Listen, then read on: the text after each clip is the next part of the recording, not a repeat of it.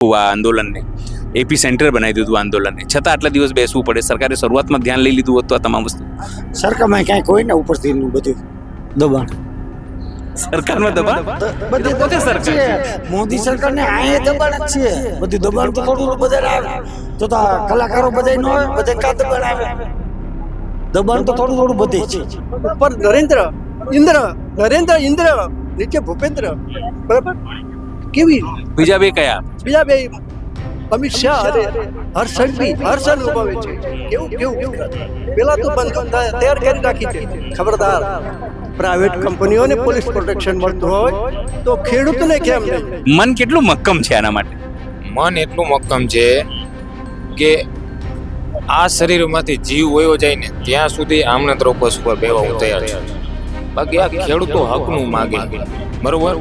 આંદોલન નથી સમજવું. આંદોલન શું હોય? જે આપે છે એથી વધારે લેવાનું છે. આ જે હકનું છે ને એટલું માગે છે. શક્તિ છે ને એનો આગ્રહ છે ખેડૂતો. કે આજે અમે ભારતના નાગરિકો ભારતના પ્રધાનમંત્રીને અને તમામ સાંસદોને કહેવી છે કે ચોમાસું સંસદ સત્રમાં એક કાયદો લાવે કે સમગ્ર દેશના કોઈ પણ ખેડૂતોની જમીનમાં બળજબરીપૂર્વક ક્યાંય દબાણ ન કરે. મારા ખુદની માલિકીનો પ્લોટ હોય, મારે બાંધકામ કરવું હોય તો મારે ગવર્મેન્ટમાં મંજૂરી લેવી પડતી હોય, તો આ લોકો વગર મંજૂરીએ અમારી જમીનની અંદર સાંભળો ખોડે છે તો એને તાનાશાહ નહીં તો બીજું શું? અમારે શહીદ થવાની પણ તૈયારી છે. પણ કહેવાનો મતલબ, જો ગાંધી ચિંધ્યા માર્ગે અમારો વ્યાજબી નિકાલ કરી આપે સરકાર તો કોઈ વાંધો નથી. બાકી શહીદી ઓરવા પણ આ ખેડૂતના દીકરા તૈયાર જ છે.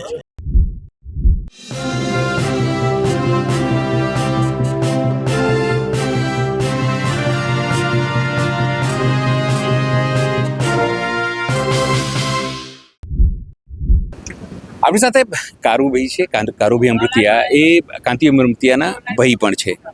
છેલ્લા ઉપવાસ આંદોલનમાં એમનું પણ 7-8 કિલો વજન ઉતરી ગયું છે. સતત ઉપવાસ કરી રહ્યા છે તેઓ પણ. આ તમામ જે લોકો છે એ ગુજરાતના ખેડૂતો માટે અત્યારે મોરલ બની ગયા છે, મિસાલ બની ગયા છે કે ખેડૂતોનું આંદોલન થાય તો કઈ રીતે તમે અહિંસાત્મક રીતે કોઈ પણ ખટરાગ કર્યા વગર આંદોલન કરી શકો છો. કારુભાઈ, કેટલું વજન ઉતર્યું?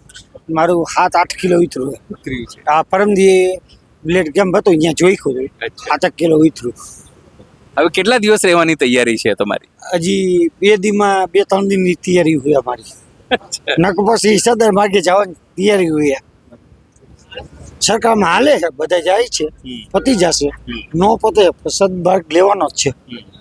અમે ક્યાંય એમને બેઠા નથી, કરવા હાટું જ બેઠા બધું. આટલું બધું થઈ રહ્યું છે, આખી ગામને ખબર છે કારુભાઈ કે શું જોઈએ ખેડૂતોને.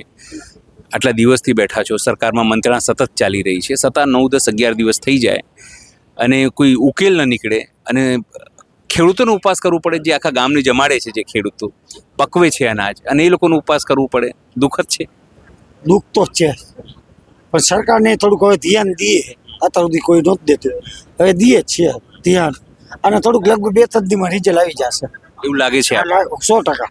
તો કેમ આટલું બધું કરવું પડ્યું તમે લોકો તો મજબૂત છો. તમે લોકો તો સમજો કેન્દ્ર તમે લોકોએ બનાવી દીધું આખું આ આંદોલનને, એપી સેન્ટર બનાવી દીધું આંદોલનને, છતાં આટલા દિવસ બેસવું પડે. સરકારે શરૂઆતમાં ધ્યાન લઈ લીધું હોત તો આ તમામ વસ્તુ સરકારમાં ક્યાંય કોઈ ને ઉપરથી બધું દબાણ.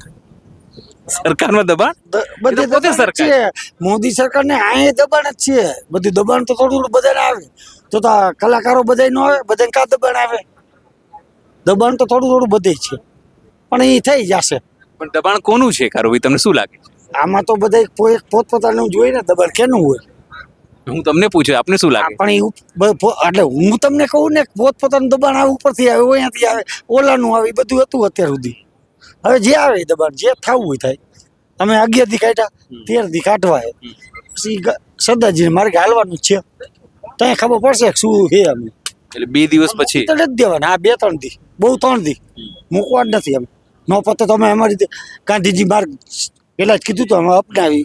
સરદાર માર્ગ ચાલુ થશે, એમાં કોઈ બાપનું નહીં હાલે, કોઈનું નહીં ચાલે, કોઈ નહીં હાલે. એમ રાવ જાવક છે તો નહીં હાલે. આ ઉકળાટ છે જાજો. આ તો બધા સમજાય ઉકળાટ જાજો. તમે જુઓ બધા વિસ્તાર ના આવે, બધાને ઉકળાટ છે. આ શું કામ બેવું જોઈએ ભૂલકા? એટલે હવે મારો એ જ સવાલ છે કે ખેડૂતોએ શું કરવા ભૂખ્યા રહેવું પડે? ખેડૂતોને તો કાંઈ આંદોલન છે. હવે આંદોલન નીચે અમારે ભૂખા રહી અને બધા તો જ અમારો સમાજ ભેગો થયો ને. આજ તમામ ગુજરાતનો સમાજ કઈ ભેગો થયો. હું એમ કહું હાલો તો ન આવે. હવે એને જોયું કે સરકારને આ નથી થતું, હવે પોઝિટિવ આવી અને ન થાય તો હવે સરદાર માર્ગ કરવા બધા તૈયાર જ છે. એમ એટલે ભેગા થઈ, બીજું શું કરવા ભેગા? આજ કરવા અને કરવા નહીં. નક્કી છે. હા નક્કી સહિત. હા શું નામ છે આપનું? મારું વતન અમદાવાદ જિલ્લા બાવળા વતની છું. મારું નામ પટેલ પ્રફુલભાઈ મહેમદભાઈ. બરાબર છે. મારી પોતાની બાલિકીની જમીનની અંદર બાલી બાદશાહની બાલિકીની જમીનની અંદર 2 ટાવરો આવેલા છે. બરાબર છે. તો સરકાર સાંભળવા તૈયાર નથી. ધન્યવાદ છે કે ગુજરાતની અંદર ચાર મહર્ષિઓ દેશ અને દુનિયાને હલાવી રહ્યા છે. તો આનો શું છે? કયા 4 મહારથીઓ છે દાદા? કે ઉપર નરેન્દ્ર ઇન્દ્ર નીચે ભૂપેન્દ્ર. બરાબર. કેવી બીજા 2 કયા? બીજા 2 અમિત શાહ અને હર્ષ અનુભવે છે. કેવું પેલા તો બંદૂક તૈયાર કરી રાખી છે. ખબરદાર, પ્રાઇવેટ કંપનીઓને પોલીસ પ્રોટેક્શન મળતું હોય તો ખેડૂતને કેમ નહીં? બંધારણમાં જોગવાઈ છે કે પ્રાઇવેટ પોલીસને પ્રોટેક્શન, કંપનીને પ્રોટેક્શન આપવું અને ખેડૂતને પ્રોટેક્શન નહીં આપવું એવું બંધારણમાં જોગવાઈ છે. તો આ ગુજરાતના ખેડૂતોને ઘાણીએ ઘાલી તેલ કાઢીને તેલ ક્યાં વેચવાનું છે? આ મારો અંતરનો વાત છે. જેતપરમાં અને ખેડૂત આંદોલન જે ચહેરો બન્યા છે એવા નેહુલભાઈ કેટલી વખત અત્યાર સુધી વિરોધ થઈ ગયા છે? 2 વખત. એક 5-6 દી પહેલા વોશરૂમ ગયો તો અહીંયા શું પરસેવો વળી ગયો તો ચક્કર ચરવા મળ્યા, અહીંયા પડી ગયો. કોઈ હતું નહીં. રાતે 1:30 વાગેલા હશે. તરત પછી અંધારા થોડાક ઉગડ્યા એટલે હાલીને વળી પગથિયા ઉતરો ત્યાં વળી બીજી વાર પડી ગયું. પછી મેં કીધું હવે ચાલુ નથી. તરત મેં ફોન કર્યો. ફોન કરીને ભાઈ આવ્યા ને તરત મને દવાખાને લઈ ગયા. 108માં ફોન કર્યો, 108 આવી. એટલે આ સાવ સુકડેલી તમારી શરીર છે, વજન બી નહીં, હજુ વજન તમારું ઘટી ગયું હશે. મન કેટલું મક્કમ છે આના માટે? મન એટલું મક્કમ છે કે આ શરીરમાંથી જીવ વયો જાય ને ત્યાં સુધી આમના ઉપવાસ ઉપર બેવા હું તૈયાર છું. બાકી આ ખેડૂતો હકનું માગે. બરોબર.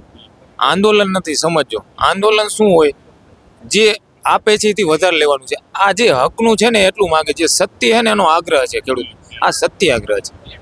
અમે કઈ વધારે નથી માંગતા. થાંભલો ને તાર આવે મારા ખેતરમાં કે ગમે ખેતરમાં, જે ખેડૂતને હકીકતમાં નુકસાન થાય એટલું તમે દો. એના માટે તમારે જેવો પરિપત્ર બનાવો. જેટલી ટકાવારી કરવી કરો. બરોબર. એ તમારા હાથમાં, એ તમારે જોવાનું. અમને ખેડૂતને ન ખબર. તમે અહીંયા સચિવો બિહારો, જે બિહારો હોય, બરોબર, એવો પરિપત્ર બનાવી દો કે ખેડૂતના ખેતરમાં થાંભલો ને તાર આવે અને હકીકતમાં જે નુકસાન થાય બધું ભરપાઈ થઈ જવું છે. બરસે શું કહેશો? આજે સમર્થનમાં આવ્યા છો આપ અહીંયા અમદાવાદથી બસ લઈને અહીંયા આવ્યા છો સમર્થનમાં. હવે ધીરે ધીરે જે અહીંયાનું ઉપવાસ આંદોલન કરતાઓ છે એમનું વજન પણ ઘટી રહી છે, તબિયત પણ લથડી રહી છે, છતાં આ લોકો અડીખમ છે.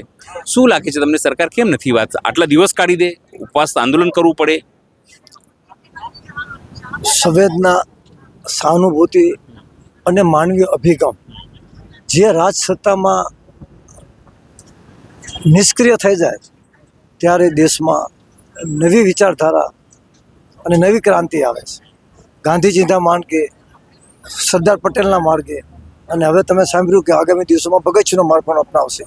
એ સ્પષ્ટ ચિત્ર થઈ ગયું છે કે સરકારની કૂટનીતિ ઉદ્યોગપતિઓને ફાયદા કરવા માટે 22 રાજ્યોના, ગુજરાતના 53 લાખ ખેડૂતો અને 150 કરોડ સર્વે નંબરમાં કોઈના ખેતરમાં થાંભલો આવશે તો કોઈના ખેતરમાં વાયર આવશે.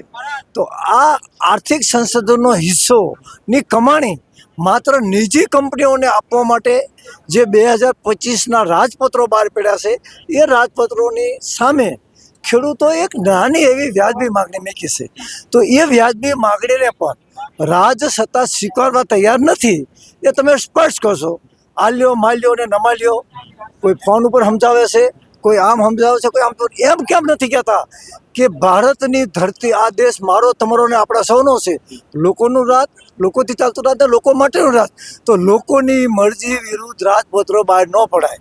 અને અમારો તો એવો સંદેશ છે કે આજે અમે ભારતના નાગરિકો ભારતના પ્રધાનમંત્રીને અને તમામ સાંસદોને કહેવી છે કે ચોમાસું સંસદ સત્રમાં એક કાયદો લાવે કે સમગ્ર દેશના કોઈ પણ ખેડૂતોની જમીનમાં બળજબરીપૂર્વક ક્યાંય દબાણ ન કરે. અને ભારતના બંધારણમાં કલમ 19માં લખેલું છે કે તમામને જીવન જીવવાનો અધિકાર છે. તો તમે જીવન જીવવાનો અધિકાર છીનવી ન લો. તો એવા ભારતના ઘણા એવા કાયદા છે કે ખેડૂતોની જમીન ઓએનજીસી છે, બુલેટ ટ્રેન છે, પછી ટાટા નેનો છે, પૈસા આપે જ છે. તો એટલી બધી શું એમને જરૂર પડી કે માત્ર દુર્યોધનને અને શકુનીને અને એવા 11 ધૂતરાષ્ટ્રીઓની કંપનીને સમર્થન આપવા માટે ગુજરાતના 53 લાખ ખેડૂતો અને 1 કરોડ કે 1.5 કરોડથી વધારે સર્વે નંબરમાં થાંભલા નાખવાની જરૂર શું પડી? અને આ થાંભલા આજના નથી નખાણા, આ થાંભલા 2002થી નખાણા છે. લોકો સમજતા નહોતા, પણ હવે ખબર પડી કે આ ખેતરમાં થાંભલો આવ્યો, પછી માથામાં થાંભલો આવશે અને પછી ગળા ટૂંકો આવશે. એટલે આ લડત બહુ લાંબી લડત છે. શીત સંયમને નિષ્ઠાપૂર્વક લડવાની છે. અને જે રાજ સત્તા ઉપર બેઠા છે એમને પણ સમજવાની જરૂર છે કે રાજ તો રાવણનું નહોતું રહ્યું. તો બીજા પણ સ્થાનિક આગેવાન છે. શું કહેશો, જે રીતે તમે લોકો આટલા દિવસથી અહીંયા બેઠા છો, સતત લોકો ઉપવાસ કરી રહ્યા છે, બીમાર થઈ જાય છે, 108 આવે છે, ફરી આવીને ઊભા થઈ જાય છે, કેટલા દિવસ ચાલવાની ગણતરી છે? સરકાર તો મંત્રણા કરવાની વાત કરે છે. પેલો ઓફિસ એક સિરિયલ આવતી હતી કે ઓફિસ રમી રહી છે સરકાર અત્યારે ખેડૂતો સાથે. આ મંત્રાલય, પેલું મંત્રાલય, આ મંત્રાલય, પેલું મંત્રાલય. પણ ખેડૂતો હવે શું વિચારી રહ્યા છે? તમે તો લોકોના મોઢે સાંભળ્યું હશે કે આ સરકાર તાનાશાહી સરકાર છે. તાનાશાહીનો મતલબ શું? લોકો તાનાશાહી કેમ કહે છે કે આ સરકાર તાનાશાહી છે? મારા ખુદની માલિકીનો પ્લોટ હોય, મારે બાંધકામ કરવું હોય તોય મારે ગવર્મેન્ટમાં મંજૂરી લેવી પડતી હોય, તો આ લોકો વગર મંજૂરીએ અમારી જમીનની અંદર સાંભળો ખોડે છે. તો એને તાનાશાહ નહીં તો બીજું શું કહેવું?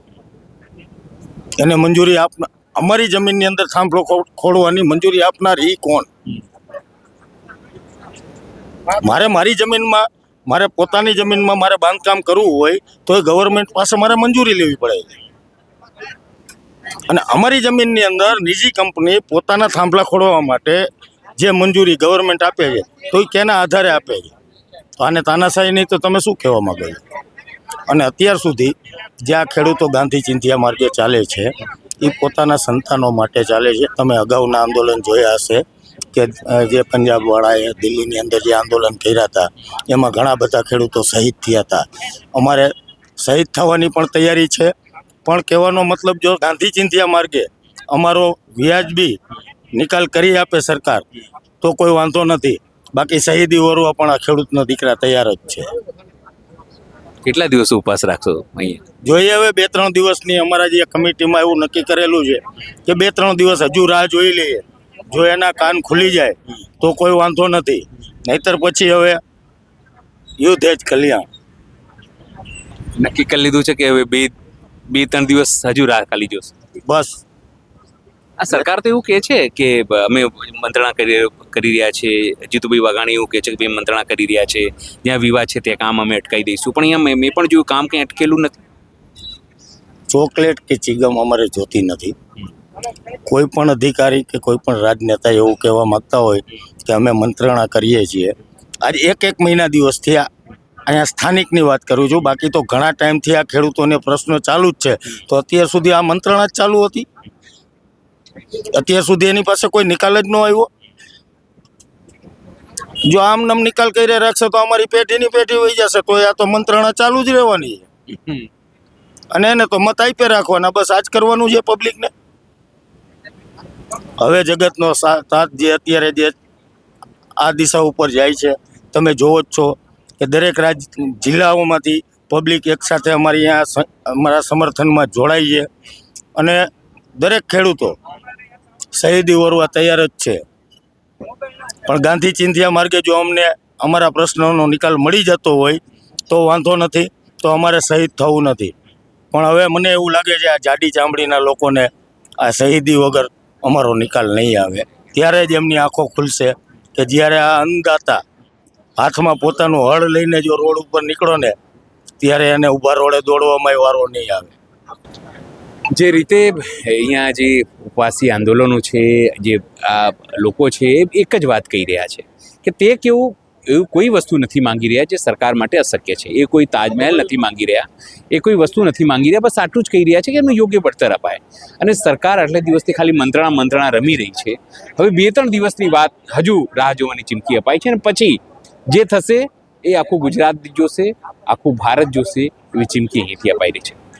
સહયોગી બાબો સાથે અનિલ પટેલ, જેતપર, મોરબી.